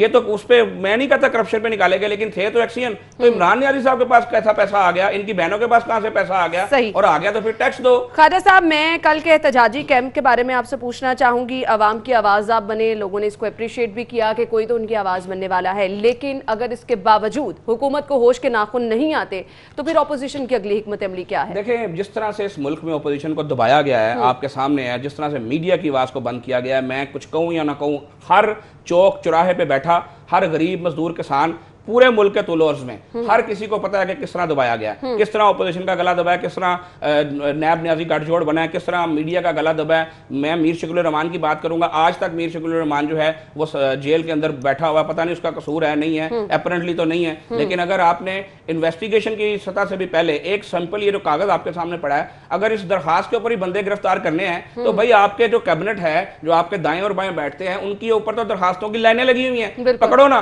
क्यों परवेज हटक को नहीं पकड़ते? आपके अपने ऊपर हेलीकॉप्टर रेफरेंस बनने को तैयार था, आपने उसमें एक पेशी नहीं ली। क्यों आप इमरान नियाज़ी साहब अपना एहतसाब नहीं कराते? आपने रक्षे की तरह खैबर पख्तूनख्वा हुकूमत का हेलीकॉप्टर इस्तेमाल किया है। हमें तो आप बड़ी बातें करते थे, इधर मेट्रो बनती है तो वो गुनाह हो जाता है। खैबर पख्तूनख्वा में 20 अरब से शुरू होती है और 120 अरब के बावजूद नहीं बनती, वहां पर वो सवाब हो जाता है। तो ये मुनाफकत, ये ड्रामा पूरी कौम को समझ आ गया हुआ है और अब कौम इनको इंशाल्लाह समझाएगी। और वो जो कहते हैं ना घबराना नहीं है, तो इमरान नियाज़ी और उसके नौसरबाज कैबिनेट वालों के लिए अब घबराने का वक्त इंशाल्लाह हुआ चाहता है, अब इनके घबराने का वक्त है। चले, ये जो हमने कल देखा कि ऑपोजिशन की तरफ से जो अवाम की आवाज बनी, इसके बाद मेरे ख्याल से अब हुकूमत को भी थोड़ा सा तैयार हो जाना चाहिए कि ऑपोजिशन भी अपने किरदार में आ गई है, अवाम की आवाज बन चुकी है। चीनी सस्ता करवा सकेंगे आप? देखें, बात असल में ये है कि इस हुकूमत का एक बड़ा टेक्निकल स्टाइल है, ये अवाम की नब्ज को समझ चुके हैं। अवाम की नब्ज भी बड़ी बदकिस्मती से मैं अपनी अवाम से माजरत करके कहता हूँ कि आपकी यादाश्त भी बड़ी कमज़ोर है।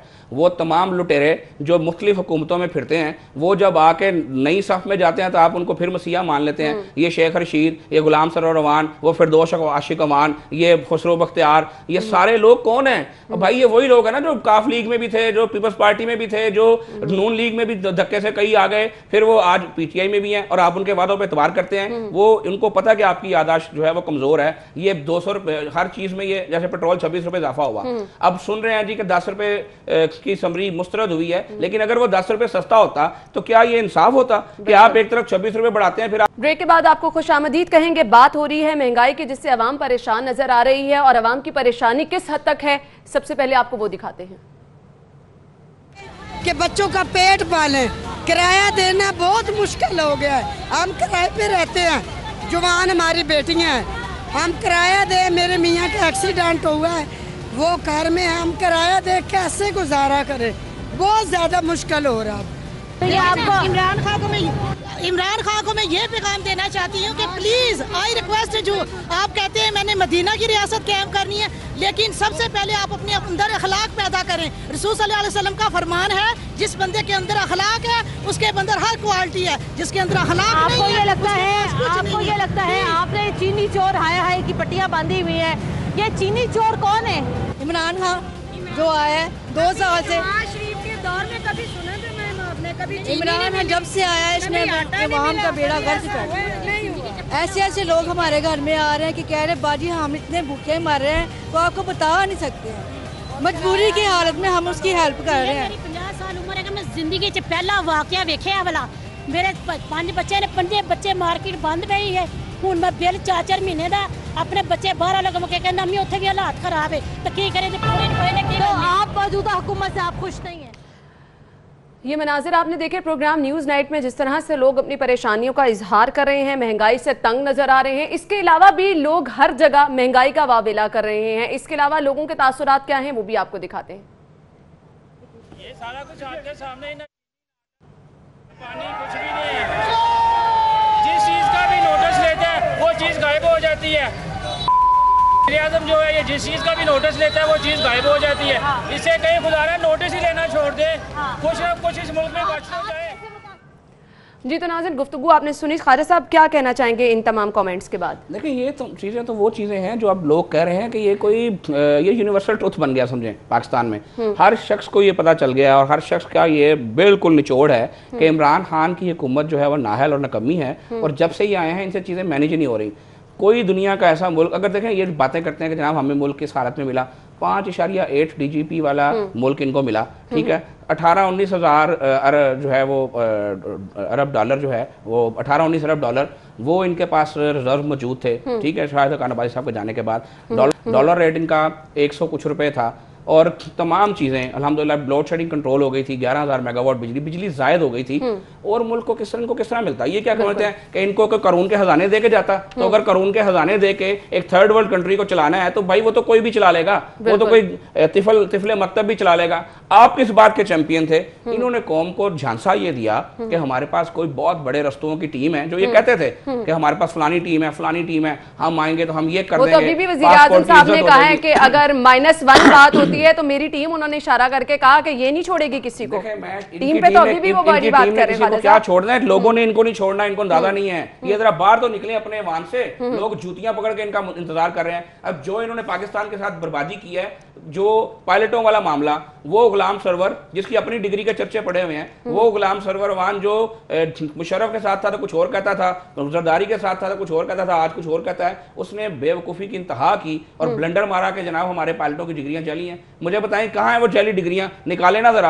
अगर कोई 10, 15, 20 लोगों की कोई प्रॉब्लम है भी तो आपने पूरे हमारे पायलट्स जो है उनके कैरियर के ऊपर शायद दबा लगा दिया। बिल्कुल, और आपके अपने मुल्क का नाम पूरी जो है वो दुनिया में बदनाम हो रहा है, पाकिस्तान का नाम बदनाम हुआ। इंडियन मीडिया चीख के कह रहा है, इंडियन मीडिया चीख के हमें कह रहा है कि हम 2 नंबर लोग और हमारा फलाना मामला है। इनको शर्म आनी चाहिए। इन्होंने बर्बाद कर दिया उन तमाम पायलट के खानदान वालों को, उनको उन्होंने में उनके रोजी रोटी छीन ली। हमारे पायलट जो एमरेट्स में थे उनको निकाल दिया गया। हमारे पायलट्स को पूरी दुनिया में शक की निगाह से देखा जा रहा है। इस हुकूमत को पता ही नहीं है कि क्या बात करनी है क्या नहीं बात करनी। मैं ये कहता हूँ ये सिक्योरिटी रिस्क है। इनको आपको अंदाजा नहीं हो रहा कि ये एक बेवकूफ और जाहिल और अहमक के हुक्मरान बनने से जितना नुकसान होता है यकीन करें किसी चीज से नहीं होता। तो ये मैं इनको अगर गलत ना भी कहूं, मैं इनको बदनीयत ना भी कहूं, तो ये इतने बेवकूफ हैं कि ब्लंडर मारते हुए सोचते ही नहीं कि हम कह क्या रहे हैं। ये शबरात वाले दिन जब गुजर जाता है तो प्राइम मिनिस्टर साहब अगले दिन कहते हैं जनाब रात में इबादत कर लेना। तो ये जिस बंदे का हाल हो कि उसको पता ही नहीं है कि आज शबरात गुजर चुकी है, तो मैं फिर क्या कह सकता हूँ। हादिर साहब, कैसर भट्टी साहब ने हमें ज्वाइन किया है, लाहौर से इन्होंने कॉल की है। कैसर साहब, आपका बहुत बहुत शुक्रिया। आपसे हमारा क्वेश्चन आज का ये है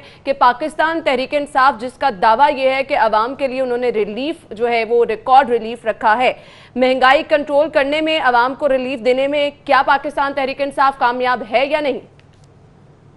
अस्सलाम वालेकुम जी। वालेकुम। पहले मैं आपकी पूरी टीम को, ख्वाजा साहब को सलाम करता हूँ। वालेकुम अस्सलाम। ख्वाजा साहब की मैं हल्के से और इनका बहुत बड़ा सपोर्टर हूँ, ठीक है, इनकी पार्टी का। और ख्वाजा साहब, आपने जो ये कल कैंप लगाया था शालामार चौक में, बहुत अच्छा किया। थैंक यू भाई। आवाम की तवज्जो इस साइड पे दिलवाई है। आवाम इस टाइम पे बहुत ही परेशान है। पेट्रोल की कीमत इन्होंने इतनी कर दी है और उसकी वजह से हर चीज महंगी होगी। और ये लोग अब इस चीज को मान गए, ये हुकूमत नाकाम हो गई हुई है, पूरी तरह से नाकाम हो गई हुई है। हर तरह की बेरोजगारी इस टाइम पे पाकिस्तान में है। पाकिस्तान इस टाइम बहुत ही क्रिटिकल सिचुएशन से गुजर रहा है। किसी किस्म का कोई कारोबार नहीं है, जॉब्स नहीं है, कोई कुछ नहीं है, बेरोजगारी इतनी बढ़ गई। कैसर, जो हमारा सवाल है उसका जवाब दे दें, क्या पाकिस्तान तहरीक इंसाफ रिलीफ फराहम करने में कामयाब हुई है या नहीं?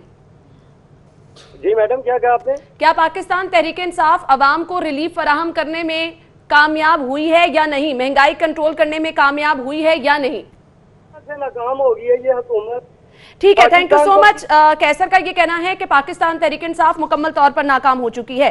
ख्वाजा साहब, यूटिलिटी स्टोर क्यों कायम किए गए थे, इनकी आफादियत क्या थी, मुझे एक दफा ये बता दें आप। स्टोर बेसिकली फेडरल गवर्नमेंट का एक प्रोजेक्ट था और ये इसलिए किए गए थे कि अवाम को सब्सिडाइज रेट पर, देखिए यही तो असल चीज है कि सब्सिडाइज का लफ्ज जब आता है तो वो रियासत मदीना को, बिल्कुल रियासत मदीना और वो दोनों को रिलेट करते हैं कि आप अवाम को अपनी हुकूमत अपनी जेब से अवाम के लिए आसानी पैदा करे। ये कॉन्सेप्ट है रियासत मदीना का। ये कॉन्सेप्ट नहीं है कि अवाम के पेटों पे खंजर डालो, उनसे पैसे बाहर निकलवाओ फिर ऐश करो।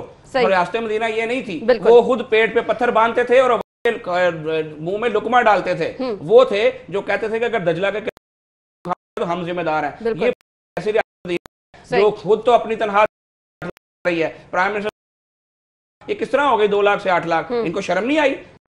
करते थे उस वक्त खूब भरना चाहिए था, 3 लाख रुपए की है, अवाम भूखी मर रही है, किसी सरकारी मुलाजिम नहीं हुआ, किसी की गरीब की पेंशन नहीं किया कि हम भूखे। ख्वाजा साहब, ये बता दें कि यूटिलिटी स्टोर पर आपने कहा सबसे लिए इसको किया गया था, अब वहां चीनी नहीं है। मुझे बता दें, लोग अपने डोर स्टेप पे स्टोर को छोड़कर ऑल द वे जाएं, पैदल जाएं, गरीब लोग चीनी लेने के लिए, वहां पर चीनी ना मिले तो फिर इन स्टोर्स को बंद क्यों नहीं करवा रहे? लंदन ले गया ना जहांगीर तरीन, इनका रिश्तेदार, चीनी तो लंदन लेकर जाते हुए इनको बोरियां दे गया। इनके घरों में चीनी मौजूद है, अवाम के लिए बहरहाल चीनी नहीं है और होगी भी नहीं। क्या देखें जो सूरत जो नीयत नजर आ रही है इनकी, ये कहते हैं अवाम जो मर्जी हो जाए, अवाम भूल भाल जाएगी। इनका प्लान ये है कि अगर इनको आखिरी साल मिला उसमें हम चीजों को 10-10, 20-20 रुपए सस्ता करेंगे और जनाब तमाशा खड़ा करेंगे कि देख ले हमने महंगाई कंट्रोल करना शुरू कर दिया है और अवाम को बेवकूफ बना के फिर वोट लेंगे। तो अवाम अब आपकी नौसरबाजियों में नहीं आएगी। हम कंपेरिजन करेंगे 2018 से कि 18 में चीज का रेट क्या था और आपने क्या पहुंचाया, 18 में पेट्रोल का रेट क्या था और आपने क्या किया, 18 में कर्जे कितने थे और आपने कितने बढ़ाए, 18 की जीडीपी कितनी थी और आपकी कितनी हुई है। ये चीजों का आपको हिसाब देना पड़ेगा। आप बड़ा तमाशा लगाते थे ना, आपने कौम को जाहिल कहा है, आपको शर्म से डूब के मरना चाहिए। आप तो कहते थे कि इमरान खान ने कौम को शऊर दे दिया है। अगर कौम को शऊर आ गया था और उन्होंने नए पाकिस्तान का वोट दे दिया था, फिर कौम जाहिल तो ना हुई, फिर तो जाहिल आप लोग हुए अगर आप उनको जाहिल कहते हैं तो। सही कह रहे हैं आप। ख्वाजा साहब, एक कॉलर ने हमें ज्वाइन किया है, मखदूम जाहिद साहब। अस्सलाम वालेकुम जी, बताइएगा क्या कहना चाहेंगे। सवाल हमारा आपसे ये है कि पाकिस्तान तहरीक इंसाफ अवाम को रिलीफ देने में, महंगाई कंट्रोल करने में कामयाब हुई है क्या? जी अस्सलाम वालेकुम। वालेकुम अस्सलाम। असल में बात यह है कि जितने वसाइल हैं, जितने सोर्सेज है, उसके मुताबिक ये गवर्नमेंट जो है इस वक्त बिल्कुल ठीक जा रही है। और जो पिछली गवर्नमेंट ने किया है वो तो एक सोर्सेज के अंदर उनका जिस तरह से बेदर्दी के साथ इस्तेमाल किया गया है, अब उसका जो आप देखें रिजल्ट्स जो है ना, अब इस गवर्नमेंट को फेस करने पड़ रहे हैं। लिहाजा हमें बिल्कुल तहम्मुल के साथ पूरी कौम को यकजहती के साथ मिलके। ठीक है मखदूम जाहिद साहब, ये तो आपकी सजेशन एक होगी, मुझे सिर्फ ये बता दीजिएगा कि पाकिस्तान तहरीक इंसाफ महंगाई कंट्रोल करने में कामयाब हुई है या नहीं? बिल्कुल जी कामयाबी, इस वक्त गवर्नमेंट जो है बिल्कुल कामयाबी से चल रही है। ये कुछ बात आई है, कामयाबी से चल रही है, मिले जुले रुझानात जो हैं वो सामने आ रहे हैं। ख्वाजा साहब, अभी आपने एक स्टेटमेंट मैंने अब्दुल अलीम खान साहब की शेयर की है कि गंदम और आटे की कीमतों में इस्तेहकाम के लिए ठोस पॉलिसी। मुझे पहले एक कमेंट करना है, जाहिद साहब हमारे मोहतरम हैं जो भी थे, लेकिन मुझे लगता है कि घर का बिल शिल ये नहीं देते, इनके वालिद साहब अल्लाह उनको जिंदगी दे, वो कमाते होंगे, वही बेचारे खर्चे करते होंगे, वरना इनको समझ आ जाती है कि महंगाई हुई है या नहीं हुई और हुकूमत ठीक जा रही है नहीं जा रही। और ये भी तमाशा देखें कि अब ये तमाशा बंद कर दें। आपने बार बार कहा जनाब पिछली हुकूमत ये कर गई, उन्होंने डॉलर को मसनूई रखा हुआ था, उन्होंने चीज को मसनूई रखा हुआ था, तो फिर पिछली हुकूमत तो फिर समझदार थी, उन्होंने अवाम को बहरहाल रिलीफ दिया हुआ था। तो आप भी मसनूई करके भाई महंगाई कम कर लो, आप भी मसनूई से डॉलर नीचे ले आओ। आप डॉलर को क्यों 170 पे ले गए हो? तो जब आप डॉलर को 170 पे लेके जाते हैं तो ये कोई इतनी मामूली बात नहीं है, आपका कर्जा डबल हो जाता है, आपका कर्जा एक एक बच्चे पर बढ़ जाता है, जो आप हमें रोज सुनाते थे। तो इनको जाहिद साहब को ये भी पता होना चाहिए कि इन पर जो कर्जा 2018 में था अब वो 50% बढ़ चुका है, और वो नवाज शरीफ की वजह से नहीं बढ़ा, वो अल्लाह के फजल से ये नए पाकिस्तान की वजह से बढ़ा है। और जो इन्फ्लेशन का रेट है, जो GDP मनफी में गई है 5.8 कहां और 0.4 कहां, इसका भी जवाब देना पड़ेगा उन लोगों को जो कहते हैं हुकूमत ठीक जा रही है। तो ये उन्हीं के लिए ठीक जा रही है जिनके घर में या तो एहसास प्रोग्राम के पैसे आ रहे हैं, और दूसरा या तो जिनके वालिदैन कमाते हैं उनको पता नहीं है कि बाहर हो क्या। बिल्कुल ऐसे ही है। खैर ये लोगों की राय है, तो लोगों की राय हमारे लिए हमेशा से जो है वो बहुत ज्यादा जरूरी होती है, उसको शामिल करना भी। अब्दुल अलीम खान के बयान की तरफ मैं आना चाहूंगी, कैसे देखते हैं? उन्होंने कहा ठोस पॉलिसी बना रहे हैं, अल्लाह करे जी, हम कब कहते हैं कि ना बनाएं, लेकिन वो ठोस पॉलिसी बनाने के बाद अगर खुसरो बख्तियार टाइप लोगों को फायदे हो जाने हैं या दूसरे लोगों को फायदे हो जाने हैं तो फिर उस ठोस पॉलिसी का क्या फायदा? और ठोस पॉलिसी ये जो बयान है ना, ये 2-3 बयान रटे हुए हैं इनके PROs ने, वो हर किसी को वो दे देते हैं। कभी वो बुज़दार साहब मासूम आदमी बेचारे पता कुछ नहीं है, जो बयान उनको मिलता है वही चल जाता है कि रोज़ कहते हैं जनाब अपोजिशन सियासत कर रही है, रोज़ कहते हैं जनाब वो हम शोबाजी नहीं करते, हम वो फलाने नहीं है। इसी तरह खान साहब को भी उन्हें कह दिया ठोस पॉलिसी, तो ठोस पॉलिसी वाला बयान मेरा हाल है कोई अगले 6-8 माह तक तो चलेगा, उसके बाद इंशाल्लाह आप और मैं फिर भूल जाएंगे कि कोई पॉलिसी बनना थी। बिल्कुल ऐसे ही है। ख्वाजा साहब, सजेशन कोई देना चाहें? महंगाई फिलहाल तो हमें कंट्रोल होती नजर नहीं आ रही है, हम लोग रूटीन के अशिया खुदनोश खरीदते हैं, हमें पता है हम किस तरह से अपना बजट मेंटेन कर रहे हैं, रिलेट करें कहां से कहां महंगाई की सतह चले गई है, लोगों की सैलरीज वैसे की वैसे हैं लेकिन महंगाई बहुत ज्यादा होगी, आपकी कोई सजेशन? महंगाई की शरह हर दौर में थोड़ी बहुत बढ़ती है, इसमें चले कोई दो राय नहीं है, लेकिन हुकूमतें उनको मैनेज करती हैं। शहबाज शरीफ साहब चीफ मिनिस्टर थे, मुझे याद है कि सुबह सुबह चाहे कोई वजीर है, चाहे कोई DC है, चाहे कोई अहलकार है, उनको सुबह सुबह मंडियों में उनकी ड्यूटी होती थी फजर के वक्त कि आपने विजिट करना है और अपने सामने बोली करानी है। वो जो फल आता है, सब्जियां आती हैं, उनकी बोली होती है सुबह सुबह, वो अपने सामने करवानी है, उसका रेट निकलवाना है, फिर प्राइस रजिस्टर्ड जाएं, वो जाकर उस रेट को फॉलो करें। लेकिन अब ये क्या हो रहा है कि तमाम का तमाम जोर उन रेडी वालों के ऊपर है कि जनाब तुसी सस्ता बेचो। अब जब रेडी वाला बेचारा लेकर ही एक चीज 10 रुपए की आएगा तो 9 रुपए की कहां से बेचेगा? आप असल कंट्रोल करें उस चीज को जो पीछे से आ रही है, उसको कंट्रोल नहीं करते और सारा जोर सिर्फ रेडी वालों को पकड़ो, जुर्माने करो, चलान करो। तो इनको अपनी सिमत दुरुस्त करनी चाहिए। इनको अगर नहीं पता तो भी वो सीख रहे हैं ना लर्निंग लाइसेंस वाले CM साहब, तो उन बेचारों को ट्यूटर रख दें। अगर नहीं मिलता तो शहबाज शरीफ साहब को कहते हैं कि चलो यार क्वारंटाइन में आजकल जरा बुज़दार को सिखा ही दें, थोड़ा सा समझा ही दें, तो यहाँ तो उसको ट्यूटर रख के दें, यहाँ नकम्मे बच्चे से हमारी जान छुड़ाएं। तो जब तक ये नकम्मे बच्चों से हमारी जान नहीं छुटेगी उस वक्त तक ये खलंडरे और नकम्मे अपने शौक पूरे कर करके हमें बर्बाद करते रहेंगे। तो ये पाकिस्तान कोई टेस्ट करने की जगह नहीं है, ये पाकिस्तान कायद आज़म का वो मुल्क है जो ला इलाहा इल्लल्लाह मोहम्मद रसूलुल्लाह पर लिया था। और इसके लिए किसी समझदार मुदब्बर नवाज शरीफ जैसे सियासतदान की वापसी जरूरी है और इसके लिए समझदार मुदब्बर। ब्रेक के बाद प्रोग्राम में आपको एक बार फिर से खुशामदीद कहेंगे। और नाजरीन, ब्रेक से पहले जो हालात थे वो आपने देखे कि आवाम की आवाज़ हम कोशिश करते हैं कि बनते रहें, मुश्किलात आवाम की जो हैं वो हम हाईलाइट करते रहें, किसी ना किसी तरह आवाम की मुश्किलात जो हैं वो कम हो जाएं। तो इन मुश्किलात के अलावा जो है हमारी ये भी कोशिश होती है कि हर तरह से अपनी आवाम का ख्याल रखें। और जब हम आवाम की सेहत का ख्याल रखने की बात करते हैं तो हम इन्वाइट करते हैं हमेशा आयशा नासिर को, जो कि हमारे ग़िज़ायात हैं। तो सबसे पहले आयशा को खुशामदीद कहेंगे। अस्सलाम वालेकुम आयशा। वालेकुम। क्या हाल चाल है? मैं बिल्कुल ठीक, आप कैसी हैं? बिल्कुल ठीक ठाक, थैंक यू सो मच, आपके वक्त का बहुत बहुत शुक्रिया। आज के टॉपिक की तरफ मैं आना चाहूँगी। सुहांजना हमारा आज का टॉपिक है, मुझे सबसे पहले बता दें ये है क्या?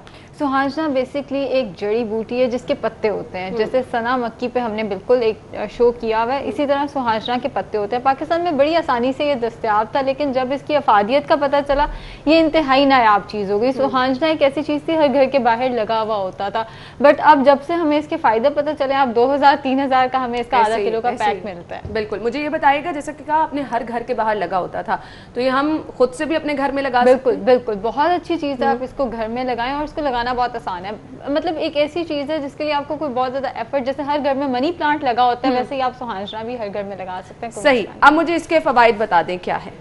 सबसे इम्पॉर्टेंट चीज़ जो इसके अंदर मौजूद है वो है एंटीऑक्सीडेंट्स। सही, हमारी कुव्वत मुदाफ़त को लेके एंटीऑक्सीडेंट्स जो हैं वो बहुत इंपॉर्टेंट होते हैं। जितना जहरीला मवाद है वो जिस्म से एंटीऑक्सीडेंट्स ने खारिज करना है। शायद आपको याद हो जब कोरोना वायरस आया था, सुहांजना का बहुत ज़्यादा नाम लिया जा रहा था। वो इसीलिए लिया जा रहा था कि और अभी भी बहुत सारे लोग कह रहे हैं कि इसका ये आपके लिए अफादियत है। बिल्कुल, इसकी वजह यह है इसके अंदर विटामिन ए मौजूद है। विटामिन ए का हम सब जानते हैं कि कुव्वत मुदाफ़त को बेहतर करता है, हमारी आंखों के लिए बहुत अच्छा है। एंटीऑक्सीडेंट है, कैंसर भी नहीं होने देगा। अगर जिस्म में कोई केमिकल रिएक्शन हो रहा है जो जहरीला मवाद है उसको भी खारिज करेगा। इसके अलावा जितना हमें आयरन डेली चाहिए उसका 32% इसके सिर्फ 2 चाय के चम्मच के अंदर मौजूद है। तो जिन खवातीन को एनीमिया है, एक तो ये कि आयरन जो है वो हमारी वैसी कुव्वत मुदाफ़त को स्ट्रॉन्ग करता है, फिर जिन खवातीन को एनीमिया है या जिन बच्चों को खून की कमी है उसके लिए ये इंतहाई फ़ायदेमंद है।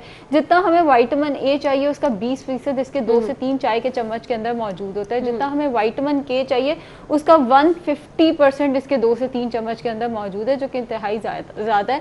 फाइबर हमारे लिए बहुत इंपॉर्टेंट होता है। फाइबर वेट लॉस में भी हेल्प करता है और हार्ट के प्रॉब्लम्स के लिए भी अच्छा है, कॉन्स्टिपेशन के लिए भी अच्छा है, बहुत सारी चीज़ों को लेकर। अच्छा आयशा, अब ये जो डिटेल्स आप बता रही हैं ये तो बहुत सारी बीमारियों का इलाज इसमें। बिल्कुल ऐसा ही है, बिल्कुल ऐसा ही है।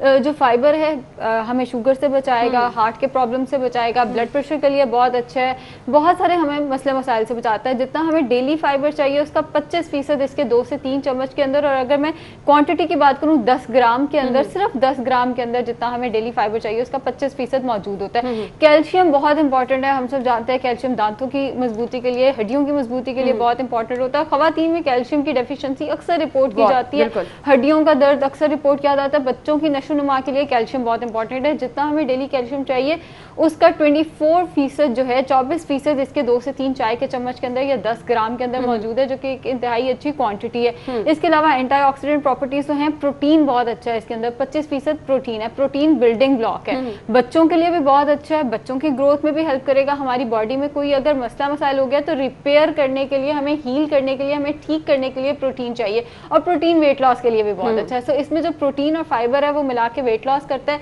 जो इसके अंदर कैल्शियम और आयरन है वो हमारे हाजमे के मसले को ठीक रखता है। सो जिन लोगों को हाजमे का मसला रहता है वो इसका इस्तेमाल कर सकते हैं। इसके अलावा इंस्टेंट सोर्स ऑफ एनर्जी है। शायद आपको एक कार्टून याद हो जिसमें जब एनर्जी चाहिए होती थी तो वो पालक खा लेता था, क्योंकि पालक के अंदर बहुत ज्यादा आयरन है। अब आप इसको देखें तो इसके अंदर 32% आयरन है जितना हमें चाहिए, उसका सिर्फ 2 चम्मच के अंदर 32% है। तो अगर आप इससे ज्यादा इस्तेमाल करते हैं तो जाहिर है आयरन ज्यादा है। एनर्जी का बहुत अच्छा सोर्स है। सुबह इसका अगर इस्तेमाल किया जाता है तो पूरा दिन आपका फुल ऑफ एनर्जी गुजरेगा। मैं तो सुन के परेशान हो रही हूँ कि इतनी ज्यादा अफादियत है और हम लोगों को पता ही नहीं होता। इवन वो लोग जो कि इसको इस्तेमाल भी कर रहे हैं उसको भी एक्चुअली इसकी अफादियत नहीं पता होता। ये जिल्द के लिए भी कहा जाता है कि बहुत अच्छा है। जैसे मैंने बताया एंटीऑक्सीडेंट्स जो हैं वो हमारी स्किन के लिए अच्छे हैं। अब आयरन की अगर किसी को कमी हो जाती है, सबसे पहला उसका साइन क्या आता है, हमारी स्किन पीली होना शुरू हो जाती है। जब क्लिनिकल एग्जामिनेशन यानी कोई हमारे क्लिनिक में आता है हम उसको देखते हैं, जिल्द पीली हो तो हम आयरन का टेस्ट जरूर कराते हैं, क्योंकि वो आयरन की डेफिशिएंसी है। हम जितने मर्जी मेडिकेटेड फेशियल करा लें, जितने मर्जी हम लोग दूसरे फेशियल करा लें, अगर आयरन डेफिशिएंसी है तो हमारे मुंह पे कभी भी ग्लो नहीं आएगा। ये इसीलिए अच्छा है कि एक तो ये आयरन डेफिशिएंसी अगर किसी को हुई भी है स्किन पे ग्लो लेकर आएगा, आयरन रिस्टोर करेगा। इसके अलावा जो इसके अंदर एंटीऑक्सीडेंट्स है वो हमारी स्किन के लिए बहुत अच्छे हैं। प्रोटीन हमारी स्किन के लिए बहुत अच्छा होता है, कोलेजन को प्रोड्यूस करने में इसके अंदर प्रोटीन मौजूद है, तो ये हमारी स्किन के लिए भी बहुत अच्छा है। और सबसे बढ़कर स्ट्रेस और एंग्जाइटी के लिए बहुत अच्छा है। स्ट्रेस अगर हमें होता है हमारी शक्ल पे नजर आना शुरू हो जाता है, आंखों के इर्द गिर्द हल्के आना शुरू हो जाते जाते हैं। इसके अंदर जो प्रॉपर्टीज़ हैं वो रिपोर्ट ये किया गया है कि अगर आप अपनी कॉफ़ी को या आप अपनी चाय को इसकी मोरिंगा टी के साथ रिप्लेस करते हैं तो स्ट्रेस लेवल्स काफ़ी हद तक कम हो जाते हैं। सही। अब आयशा मुझे ये बता दें, अब इतनी ज़्यादा खसूसियात आपने बता दी, इतने फ़ायदे बता दिए, तो ऐसा ना हो कि हमारे सुनने वाले जो हैं, देखने वाले जो हैं, अब ज़रूरत से ज़्यादा इस्तेमाल, इसका तरीका इस्तेमाल क्या है सबसे बेस्ट, और आप इसको किस किस फॉर्म में इस्तेमाल कर सकते हैं? देखिए अना, मैंने जैसे बताया इसके अंदर जितना हमें विटामिन के चाहिए उसका 159% मौजूद है। Excess of everything is bad. हमें 100% चाहिए और 159% ऑलरेडी मौजूद है। आप इसकी क्वांटिटी थोड़ी सी भी बढ़ाते हैं या हार्मफुल आपके लिए होना शुरू हो जाएगा। पहली बात तो ये। अब इसका इस्तेमाल हम किस फॉर्म में कर सकते हैं? सालन में डाल सकते हैं, जो कि सबसे आसान है। कोई भी जड़ी बूटी हमें मिलती है हम उसका सालन में, हम इंडियन और पाकिस्तानी कल्चर तो है ही इतना रिच, हमारे खाने बहुत मजे के होते हैं, तो पहली चीज तो यही, आप सालन में डाल के इसका इस्तेमाल कर सकते हैं। दूसरी चीज, बच्चों के लिए आप स्मूदी बना के, बच्चों को स्मूदीज बड़ी अट्रैक्ट करती हैं। बिल्कुल। पालक के साथ थोड़ी सी पालक ब्लेंड कर लें, एक खीरा उसके अंदर ब्लेंड कर लें, लीमू डाल लें और हनी डाल लें, थोड़ा सा मोरिंगा उसके अंदर डाल लें। 2 teaspoon will be more than enough. 2 चाय के चम्मच आप उसके अंदर मोरिंगा डाल लेते हैं। आयरन भी देगा बच्चों को, उनकी बिल्डिंग में, उनके नशोनुमा में भी हेल्प करेगा, उन्हें फुल ऑफ एनर्जी रखेगा। या अगर आप बड़े हैं जिन्हें स्ट्रेस का मसला है तो आप मोरिंगा टी इस्तेमाल कर सकते हैं। बहुत आसान है इसका इस्तेमाल का तरीका। पानी को पकाना है, चूल्हे से उतारने के बाद उसमें 2 से 3 चाय के चम्मच आपने मोरिंगा शामिल करके उसको ढक के रख देना है। 2 से 3 मिनट बाद चम्मच घुमा के आपने वो, अगर चाहें तो आप उसको स्ट्रेन कर सकते हैं। अगर आप वैसे कंफर्टेबल है तो आप वैसे इसका इस्तेमाल कर सकते हैं। तासीर निकल आएगी गर्म पानी के अंदर। माचा टी जो है ये उसका बहुत अच्छा ऑल्टरनेटिव है। माचा टी जो है वो बहुत कॉमन हुई थी वेट लॉस के लिए, ये उसका बहुत अच्छा ऑल्टरनेटिव है। मुझे ये बताएगा आयशा, अब इसको हम क्या रूटीन में इस्तेमाल कर सकते हैं जिस तरह हम ग्रीन टी का इस्तेमाल करते हैं? ऐसा इसका कोई नुकसान तो नहीं? इसका कोई नुकसान नहीं है, बट जैसे मैंने बताया विटामिन के इसमें 159% है। एक्सेस में इस्तेमाल नहीं करना। 10 ग्राम यानी कि 2 से 3 चाय के चम्मच इज मोर देन एनफ। आप डेली इस्तेमाल कर सकते हैं, इसका कोई साइड इफेक्ट नहीं है। हाँ, अगर आपको लगता है कि आप इसको टॉलरेट नहीं कर पा रहे, जाहिर हमारी टॉलरेंस डेवलप नहीं हुई, हम बचपन से नहीं खा रहे ये चीज़, तो फिर आप इसको वही कि हफ्ते में 1 से 2 दफ़ा खाना शुरू करें। सालन में पहले शुरू करें, हफ्ते में 2 से 3 दफ़ा पे लेके आएं, या आप उसकी क्वांटिटी बढ़ाना शुरू कर दें। बिल्कुल ऐसे। आयशा, एक अहम चीज़ टाइम का मैं पूछना चाहूँ, हम मिथ्स क्रिएट कर देती हैं कि ये चीज़ आप इस्तेमाल करें, ये गर्म है, इसका इस्तेमाल इससे ज़्यादा नहीं होना चाहिए। यहाँ पर भी ऐसा कोई सीन है? ठंडा गर्म मेडिकल में एग्जिस्ट नहीं करता, पोर्शन साइज एग्जिस्ट करता है। अगर आप जरूरत से ज़्यादा इस्तेमाल करेंगे उसके साइड इफेक्ट्स आएंगे और फिर आप कहने पर मजबूर हो जाएंगे ये गर्म है। गर्म ठंडा नहीं है, बस क्वांटिटी आपने देखनी है 2 से 3 चाय के चम्मच से ज़्यादा इस्तेमाल ना। सही। जैसे कोई लास्ट मैसेज आपका हो हमारे प्रोग्राम में, आपको एक बार फिर से खुश आमदीद कहेंगे। सेगमेंट्स की तरफ जाएंगे। मोबाइल रेट्स क्या हैं वो मैं आपको बताऊंगी। हमारे पास है जी सैमसंग गैलेक्सी नोट 10 और इसकी कीमत मैं आपको बताती चलूँ 1,59,999 रुपये में। अगर आप खरीदना चाहें तो खरीद सकते हैं। नेक्स्ट मोबाइल हमारे पास है जी हुआवे मैट 20 प्रो और इसकी कीमत क्या है जी? इसकी कीमत है 1,19,999 रुपये।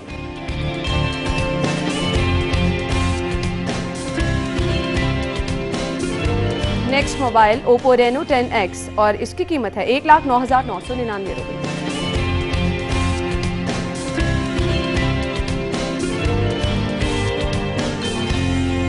वीवो S1 प्रो 39,999 रुपये इसकी कीमत है।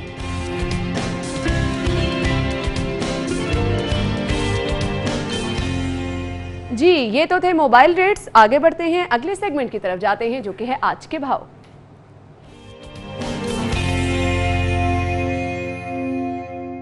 मार्केट में हसन मौजूद हैं। हसन, बताइएगा सब्जियां आज किस कीमत पर मिल रही हैं? जी बिल्कुल, शहर में अगर सब्जियों, फलों और मुर्गी की गोश्त की कीमत की बात की जाए तो कोई कमी जो है वो नज़र नहीं आती। और ख़ास तौर पे अगर बात की जाए सरकारी नरखनामे के हवाले से, तो सरकारी नरखनामे के मुताबिक शहर भर में सब्जियों, फलों और मुर्गी गोश्त की फ़रोख्त जो है वो ख्वाब बन के रह चुकी है। कीमतों की अगर बात की जाए तो शहर के मुख्तलिफ इलाकों में टमाटर जो है वो 80 रुपये तक फ़रोख्त किए जा रहे हैं, आलू जो है वो 90 रुपये तक फ़रोख्त किए जा रहे हैं, लहसन जो है वो 250 से 300, जबकि अदरक जो है वो 400 रुपये फ़ी किलो तक फ़रोख्त किया जा रहा है। इसी तरह से अगर दीगर सब्जियों की कीमतों की बात की जाए तो उनमें भी कोई कमी जो है वो नज़र नहीं आती। और अगर फलों की कीमतों की बात की जाए तो फल जो है वो पहले ही आम आदमी की पहुँच से दूर हैं, जबकि मनमानी कीमतों पर फ़रोख्त होने वाले फल जो हैं वो आम आदमी की पहुंच से दूर हो चुके हैं। इसके साथ साथ अगर ब्रायलर की कीमत की बात की जाए तो गुज़िश्ता रोज़ की निस्बत आज मुर्गी की गोश्त की कीमत में मज़ीद 6 रुपये का इजाफा कर दिया गया, जिसके बाद शहर में मुर्गी का गोश्त 270 रुपये फ़ी किलो तक जा पहुंचा है। जिसके और अगर बात की जाए गुज़िश्ता 4 रोज़ की तो गुज़िश्ता 4 रोज़ में मुर्गी गोश्त की कीमत में 19 रुपये फ़ी किलो का इजाफा जो है वो रिकॉर्ड किया जा रहा है। शहरियों का यही कहना है कि हुकूमत को चाहिए कि वो महंगाई को अगर कंट्रोल नहीं कर सकती तो कम से कम मुनाफाखोर माफिया को कंट्रोल करे और अपने जारी करदा सरकारी नियतनामे के मुताबिक शहर भर में सब्जियों, फलों और मुर्गी गोश्त की फरोख्त को यकीनी सो मच हसन, आप हमारे साथ मौजूद थे। सब्जियों की कीमतें बताएं। मीट रेट्स में आपको बताऊंगी। जेनिथ शॉप पे अगर आप जाएंगे तो यहाँ पर जी बीफ पर केजी अवेलेबल है 633 रुपए में और बीफ मिन्स आपको पर केजी मिलेगा यहाँ से 899 रुपीज जी। तो इसके बाद मटन पर केजी यहाँ पर अवेलेबल है 1403 रुपए में। मटन मिन्स आपको मिलेगा 1649 रुपए में। चिकन के रेट आपको बताऊं, जिंदा मुर्गी गवर्नमेंट रेट के मुताबिक है 186, 186 रुपए इसका बना हुआ गोश्त 270 रुपए में। और इसके बाद एग रेट्स की तरफ जाएंगे। रिटेल प्राइस सबसे पहले 123 रुपए दर्जन में आप अंडों की खरीदारी कर सकेंगे, लेकिन इसके साथ अगर आप होलसेल से खरीदारी करने के लिए जाएंगे तो 2 रुपए सस्ते यानी 121 रुपए दर्जन में आप अंडों की खरीदारी कर सकेंगे। और इसके बाद अगर आप गोलमे पे जाएंगे यहाँ पर 122 रुपए दर्जन में अंडों की खरीदारी आप कर सकेंगे।